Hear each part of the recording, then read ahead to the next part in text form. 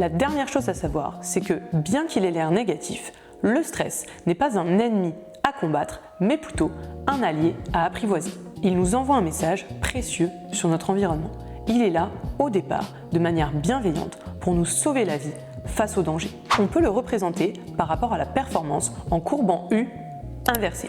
Ça veut dire que si tu n'as pas du tout de stress, tu ne pourras pas réagir face à la menace. Dans le monde actuel, tu ne pourras pas être le plus performant possible pour ta compétition, ton examen ou ton échéance professionnelle, car tu seras sous-activé, sous-stimulé. De même, si tu as trop de stress, tu ne pourras pas être performant car tu seras suractivé, donc tu ne seras pas en mesure de répondre correctement à l'enjeu en mobilisant toutes tes ressources. Pour être le plus performant possible le jour de ta compétition ou de ton examen ou encore de ton échéance professionnelle, tu dois entrer dans ce qu'on appelle la zone optimale, c'est-à-dire le niveau de stress optimal dans lequel tes ressources peuvent être poussées à leur plus haut niveau pour répondre à l'enjeu. L'avantage, c'est qu'on peut jouer sur chacune de ces étapes.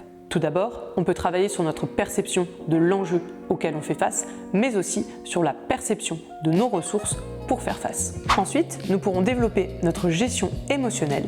Et enfin, si on entre en réaction de stress, il existe des techniques pour le réguler. Au fur et à mesure des vidéos, je vais donc t'apprendre à gérer ton stress comme un pro afin de te faciliter l'entrée dans cette zone optimale qui est littéralement la clé de la performance.